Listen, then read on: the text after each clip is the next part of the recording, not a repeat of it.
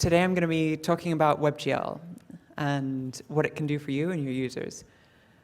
There are two main things that WebGL is really good at. It's good at data visualization, and that's not very exciting, but if that's what you need, I think you'll already know. And the other thing it's good at is giving your users delightful experiences. So what do I mean by delightful experience? A delightful experience can be a game, or it can be a fancy 3D product or marketing site. Basically anything that makes your users really happy. Users get so bored by traditional web apps, and WebGL can make them excited.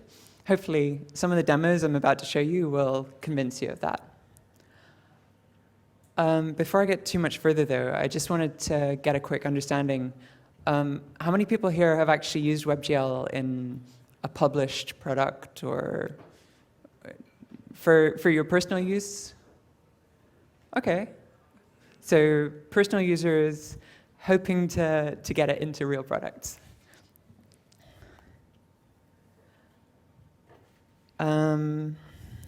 Yeah, so what I'm going to talk about. First, we'll go over frameworks that you can use today. Some of them you might be familiar with, some of them perhaps will be new. Obviously, there's a lot of them, so I can't cover all of them. I'll also talk about what's in the pipeline, what's coming soon. There's some really cool stuff, and hopefully I can get you excited about it. And then finally, to wrap up, I'll give you some general performance tips, and yeah, maybe those will be useful to you, but better to actually get a working app first. A quick bit about me. I have a games background. I used to work at Sega. I worked on Sega Rally Revo, which is this game, PlayStation 3 and Xbox 360. I was on the graphics team, and I did very important things like making sure the cars were shiny and making sure the muddy parts looked muddy. And yeah, that was mainly what I worked on. The cars, the water, the mud, exciting times. I then went to Google and worked at YouTube. I worked on Content ID and a bit of front-end stuff. I also worked on the TV interface for YouTube. And I also took a couple of years to do independent game development. And I worked on this game, which is WebGL based, and I'll show you a quick demo in a minute. So, current status of support for WebGL. The short version is things are looking good. We have a broad spectrum of support, and in particular, I'd like to draw your attention to these two, which have recently come online. We've got Internet Explorer 11 and iOS 8 as of 2 weeks ago. So this is a huge rollout for WebGL. You can now target a lot of users with it. The only holdouts really are things that don't matter so much. The Android browser, for example, is being phased out in favor of Chrome for Android. So my advice would be not to worry about it too much. Basically, WebGL is everywhere. You can use it whenever you want. The engines and frameworks that I'm going to talk about are these ones. So I've tried to kind of group them roughly. You have frameworks that just do graphics, and frameworks that do graphics plus everything else that you need for games. So depending on your use case, if it's just adding a 3D rotating product on your site, for example, you can use the graphics engines. Or if you really want interactivity, sound, physics, that kind of thing, then you're probably going to want to go for a game engine. On the left, we have stuff that is really like production ready. It's used by a lot of apps already. And on the right, we have things that are still kind of experimental. You can use them a bit, but it's more for the future.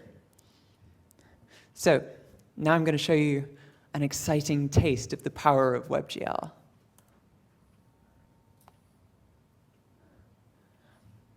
This is actually a very simple WebGL app. And if I can click on this, I'm going to show you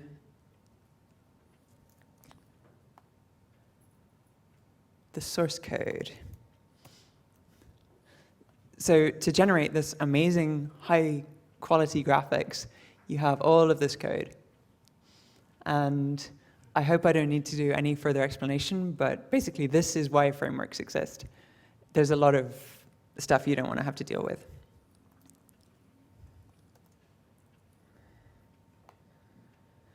So that brings me to our first framework, Three.js.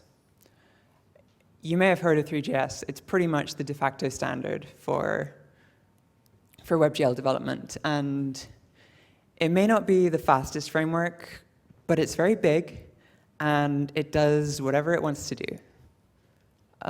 Hopefully, it will also do what you want it to do.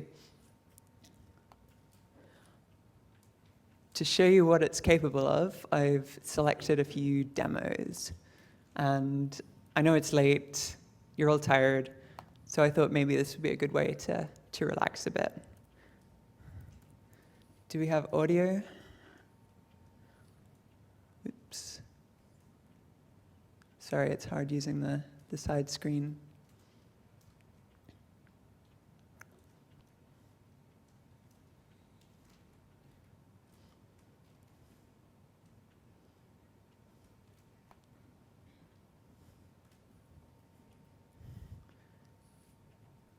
Can we pull up the audio, maybe?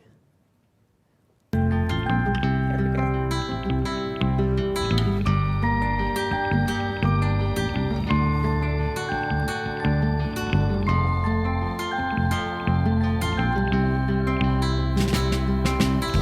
We touched the walls of the city streets and didn't explain, sadly showed us our ways. I've never asked him why.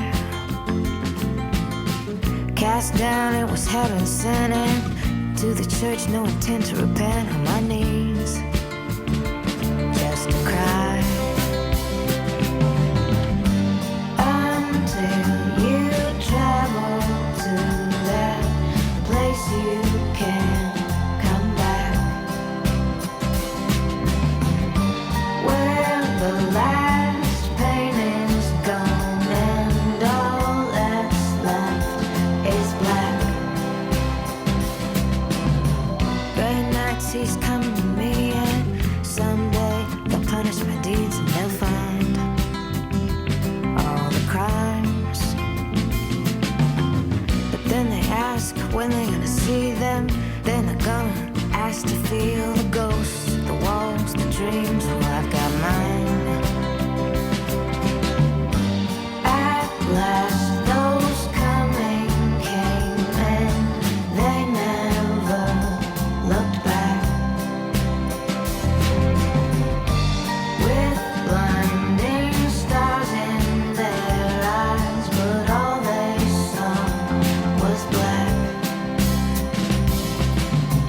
Fooled them, hoping to seem like a slayer of evil, but the part of greed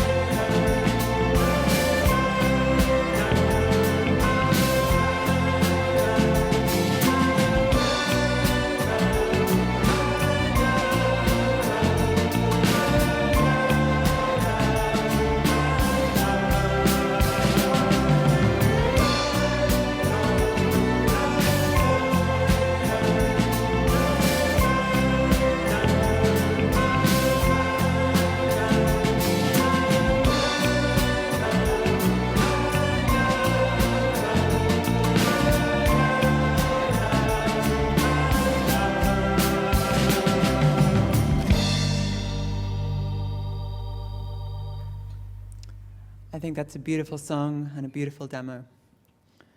One of the best showcases for Three.js. Oops. Another less exciting one, but very practical for people that need it. This is an example of data visualization. These are 3D point cloud sets. So for example, you can load this up. You can, yeah, basically visualize a point cloud. It's super fast. And it actually takes relatively little code with Three.js. I think I'll skip this one in the interest of time, but I can't resist showing you my one, which is this racing game. 3, And 2, this, of course, 1, go. this demonstrates interactivity and sound, physics, and all that sort of thing. So this is kind of the interactive extreme of what's possible with WebGL.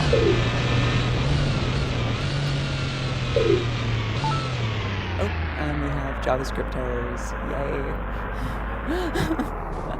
Sorry about that. So, what's good about Three.js? It is an all-rounder. It can do a bit of everything. It's not particularly good at anything, but it can do just about everything. There's a huge community around it. Lots of developers. It's not just a personal project by one person. There's a whole genuine open source community there. There are a great deal of samples, learning resources, places you can go to get help, that kind of thing. There are many plugins. So for example, if you want to have physics, or as he probably showed you yesterday, like Minecraft characters from Jérôme Etienne, there are plugins to do that. And of course, it's easy to extend yourself. And once you have an app in Three.js, you quite often find that there's something missing. So it's really nice that everything is there, just under the surface, and you can access all of the low-level primitives to do whatever you need to do. What's not so good about it, it's big. It's really big. As you can see, over 400 kilobytes for a JavaScript file. That's nothing to sniff at. Oops. And of course, it only does graphics. Plugins can help solve some of that, though. So if you bring together Three.js with a bunch of plugins, you can actually end up with a pretty fully featured game engine. So let's move on to another engine, Pixi.js. And this is what it looks like. Oops.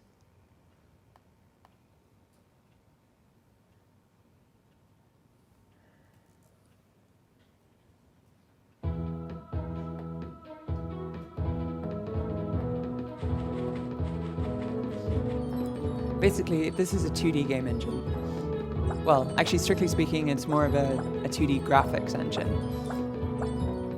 But it's really cute, it's really fast. And the main advantage of this one is it has a great non-WebGL fallback. Three.js also has...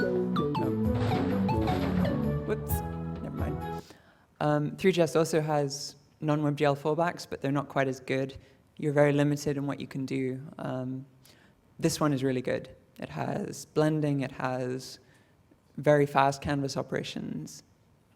If you want to do 2D, I would highly recommend it. Specifically, yeah, it only does the graphics. However, you can use this engine instead, Phaser, which is a complete game engine, basically. This is the best demo I could find. Extremely old school gaming.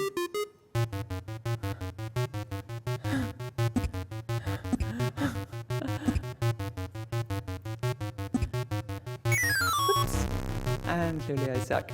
Anyway, again, the awesome power of WebGL.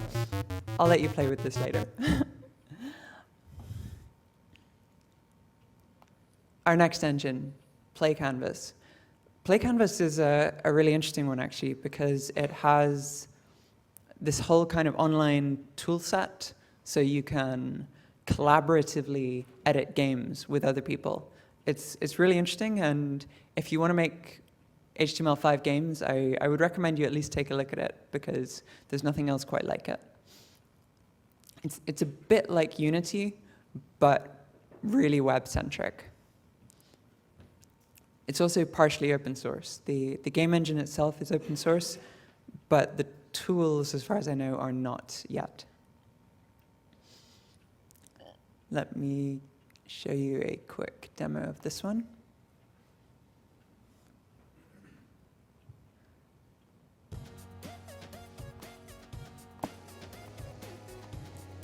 Isn't that cute? It's a little plane with a rainbow.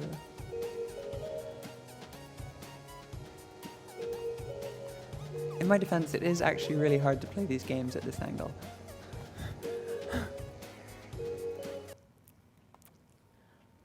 Next up, Turbulence. Turbulence is another fairly fully featured game engine, fully open source as far as I know, but with more limited tooling.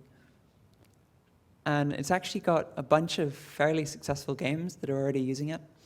There's a studio, I think they might be based in London actually, called Wonderstruck, that's made a series of games with this engine. And they're growing pretty quickly. Actually, no, I think they're in maybe Guildford or something like that.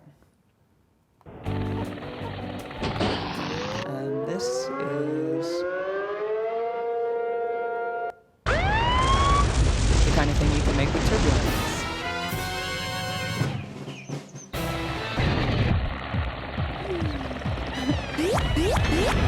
Rescue the little people.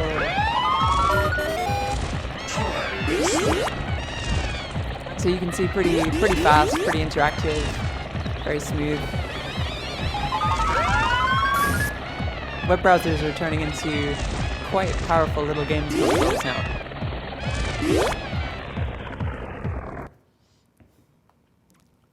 So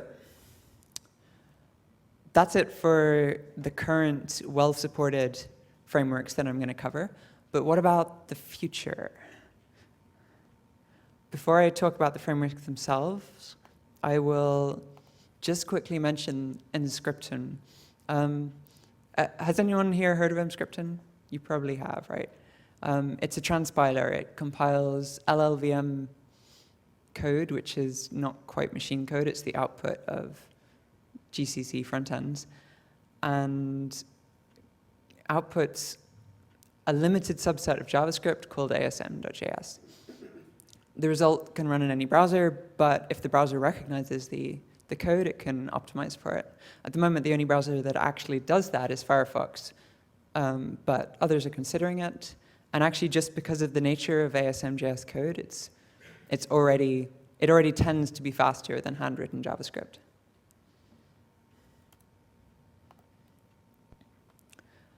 The first engine that is built on Emscripten that I'm going to mention is Unreal Engine. They used to have a great demo up called Epic Citadel, but for some reason they seem to have removed that from the web now. So instead, I'm going to show you this amazing game, Tappy Chicken. Believe it or not, this is actually the Unreal Engine.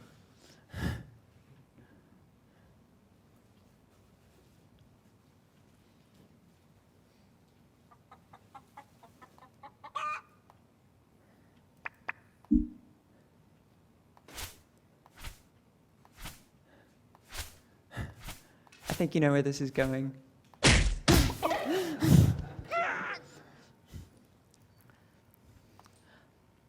The other engine that is based on Emscripten is Unity. Unity is like a massive system now. It's growing faster than any other engine, I think. And there are so many people using it. It's amazing. I couldn't find an actual live WebGL demo, but this is what they're going to have in their next major release, Unity 5, which is due to come out in a few months, apparently.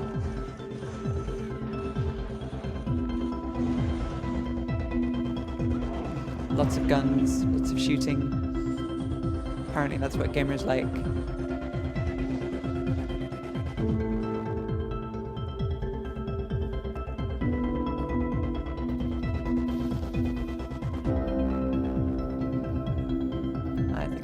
that. So considerations for both of these two engines. They're both based on Inscription. They both output ASM.js and use all of the latest HTML5 standards. They're all-in-one solutions. Basically, they have their own tooling, their own editors, their own everything. And when you make a game using these systems, you're kind of stuck within that. It isn't really possible, as far as I know. I mean, they haven't actually launched Unity 5 yet. But as far as I can see, it's not possible to really make a web app out of these things. You can't easily interact with other JavaScript plugins or anything like that. You have to basically treat the web browser as a games console. It's something you just deploy to. However, on the plus side, both of these are very big communities, and you can find a lot of stuff within their system. So they have asset stores where you can go and buy just about anything that you want to have in your game. You can even buy like complete games and reskin them however you want. And of course, it's easy to take what you've made and cross-publish it to mobile devices, games consoles, that kind of thing, because they have such broad deployment bases.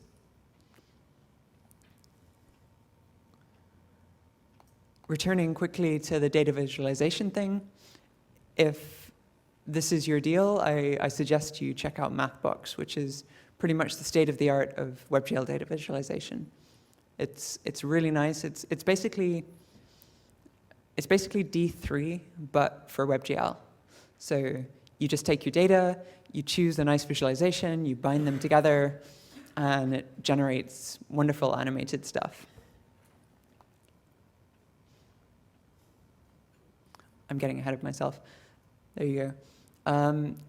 However, the reason I put it in the future category is at the moment they're on Mathbox 1, and in a few months they're going to release a version 2, which is quite different, apparently. So more powerful, but probably not worth getting started on Mathbox 1 right now. A quick recap. These are the frameworks that we've covered. If you're interested in learning about more frameworks, there's a nice website here that has a list of them. So there are others, and if you're serious about doing a WebGL app, I recommend you see what else is available. And that's about it for frameworks. So let's move on to WebGL performance tips. So in this very small crash course, I will try to tell you what not to do. Here's the one-slide summary. Do stuff on the GPU. Don't do it on the CPU. Basically, GPU means what you can access with WebGL, and CPU is anything that happens in JavaScript space. The general idea is load as much data as you can onto the GPU, i.e. give it to WebGL, and then leave it alone. Don't touch it. If you have to change any data on the GPU, it generally means that you have to stall the whole pipeline while you possibly download data off the GPU, change it in the JavaScript, which itself is not super fast, and then upload it back again. And there's several layers of code between the GPU and the driver and the operating system and the web browser, so you kind of want to avoid doing this if you can. If you have to make changes, try to make them small.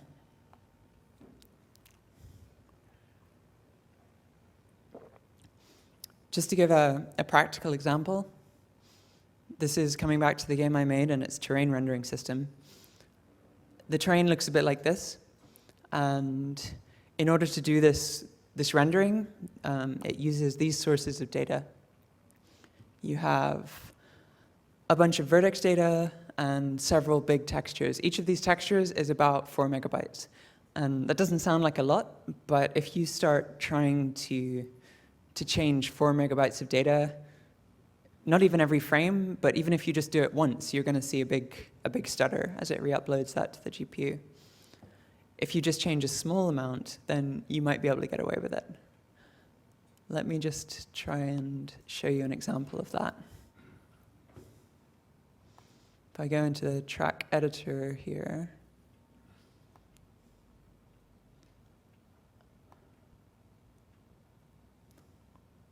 I think I need to copy this first, don't I?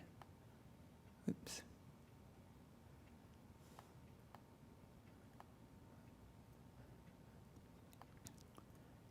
When I move a node and it re-renders the texture, you can see this huge delay. Actually, I didn't write this in a very efficient way, so it is, in fact, updating a giant 4 megabyte texture. But yeah, like I said, this is all about what not to do, so don't do that. All right. Here's, oops, a sad panda. This might be how you're feeling after a long day, but actually this is meant to represent your users and their sadness at not being given amazing WebGL toys to play with. So their spirits have been crushed by old school web apps, but you have a new toy that you can give them, WebGL. So I would like to invite you to go out and delight your users with WebGL. Thank you.